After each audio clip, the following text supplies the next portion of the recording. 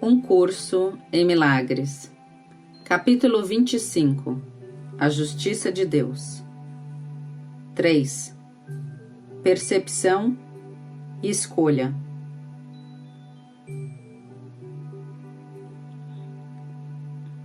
Na medida em que valorizas a culpa, irás perceber um mundo no qual o ataque é justificado.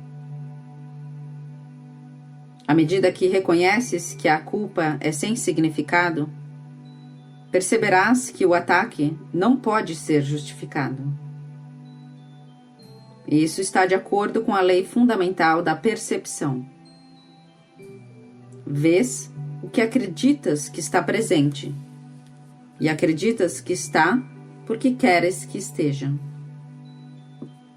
A percepção não tem outra lei senão essa. O resto simplesmente emana dessa lei para mantê-la e sustentá-la. Essa é a forma da percepção adaptada a esse mundo, da lei mais básica de Deus. O amor cria a si mesmo e nada além de si mesmo.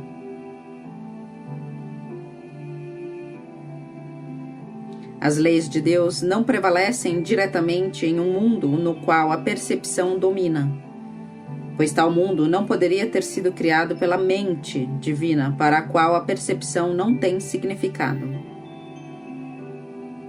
Entretanto, as suas leis refletem-se em toda parte. Não que o mundo onde esse reflexo está seja de fato real, mas apenas porque o seu filho acredita que ele seja real e ele não poderia separar-se inteiramente da crença de seu filho. Ele não poderia entrar na insanidade de seu filho com ele, mas podia ter a certeza de que a sua sanidade foi com ele, de modo que ele não ficasse perdido para sempre na loucura do seu desejo.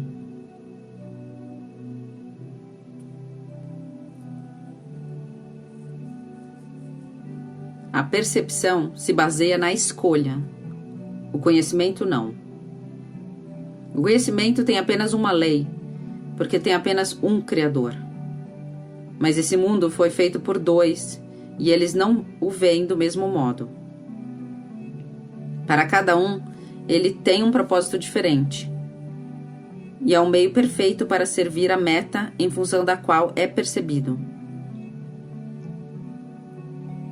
Para o especialismo, ele é a moldura perfeita para realçá-lo, o campo de batalha perfeito para pagar o preço das suas guerras, o abrigo perfeito para ilusões que ele quer fazer com que sejam reais.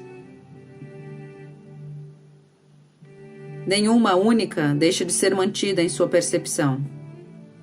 Nem uma só deixa de ser completamente justificada. Há um outro fazedor do mundo, aquele que simultaneamente corrige a crença louca em que alguma coisa possa ser estabelecida e mantida, sem algum elo que a retenha dentro das leis de Deus. Não como a lei em si mesma mantém o universo como Deus o criou, mas de alguma forma adaptada à necessidade de que o Filho de Deus acredita que tem. O erro corrigido é o fim do erro. E assim, Deus protegeu seu filho, mesmo no erro. Há um outro propósito no mundo feito pelo erro, porque ele tem outro fazedor, que é capaz de conciliar a sua meta com o propósito do seu Criador. Em sua percepção do mundo, nada do que é visto deixa de justificar o perdão, e tudo é visto através da perfeita impecabilidade. Nada surge que não encontre imediatamente o perdão completo. Nada permanece, nem por um instante, que seja capaz de obscurecer a impecabilidade que brilha, imutável, além das lamentáveis tentativas do especialismo de apagá-la da mente. onde ela tem que estar para iluminar o corpo em lugar dele. As lâmpadas do céu não estão à disposição da mente para serem vistas onde ela quiser. Se a mente escolhe vê-las em outra parte, que não seja o seu próprio lar, como se iluminassem um local onde não poderiam jamais estar, então o fazedor do mundo tem que corrigir o teu erro para que não permaneças na escuridão onde as lâmpadas não estão. Cada um aqui entrou na escuridão. No entanto, ninguém entrou sozinho.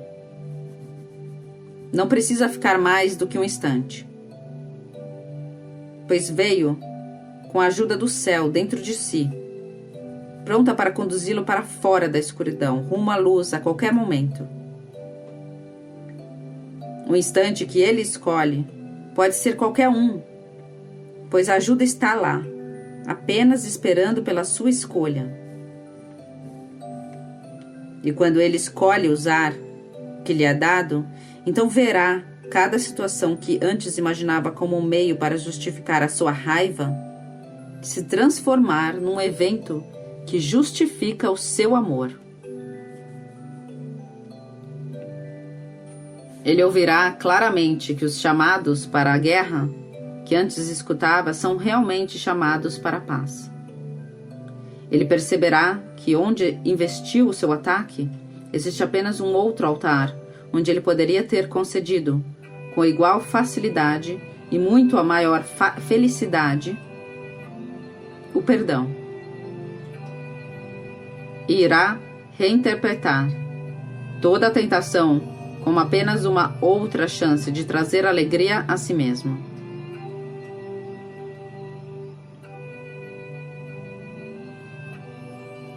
Como é possível que uma percepção equivocada seja um pecado? Permite que todos os erros do teu irmão nada sejam para ti, além de uma chance de veres as obras daquele que ajuda, que te são dadas para que vejas o mundo que ele fez em vez do teu. O que então se justifica em tudo isso? O que queres? Pois essas duas perguntas são uma só. E quando as vires como uma só, a tua escolha está feita. Pois é fato de vê-las como uma só que traz a liberação da crença em que existem dois modos de ver.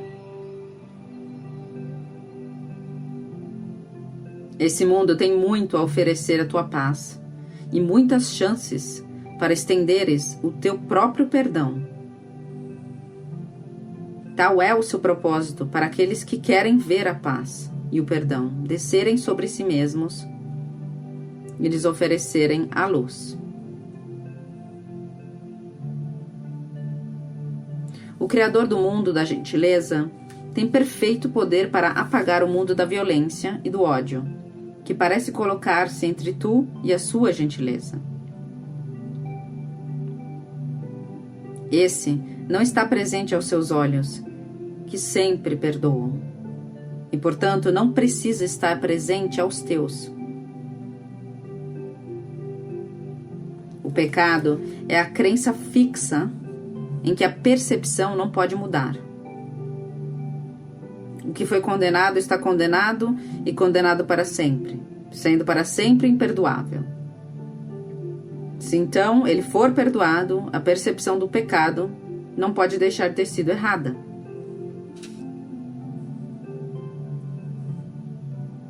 E assim, a mudança se faz possível. E o Espírito Santo também vê o que ele vê como algo que está muito além da possibilidade de mudança. Mas na sua visão, o pecado não pode se intrometer, pois o pecado foi corrigido pelo que ele vê. E assim, ele não pode deixar de ter sido um erro, não um pecado. Pois o que ele clamava que nunca poderia ter havido, houve. O pecado é atacado pela punição e assim é preservado. Mas perdoá-lo é mudar a sua condição de erro para a verdade. O Filho de Deus nunca poderia pecar, mas pode desejar o que iria feri-lo. E tem o poder de pensar que pode ser ferido. O que isso poderia ser senão uma percepção equivocada de si mesmo? Isso é um pecado ou um equívoco? Perdoável ou não? Ele necessita de ajuda ou de condenação? O teu propósito é que ele seja salvo ou condenado? Sem te esqueceres de que o que ele é para ti fará com que essa escolha seja o teu futuro, pois tu a fazes agora, no instante em que todo o tempo venha a ser um meio para alcançar uma meta. Fazes então a tua escolha, mas reconhece que nessa escolha o propósito do mundo que vês é escolhido e será justificado.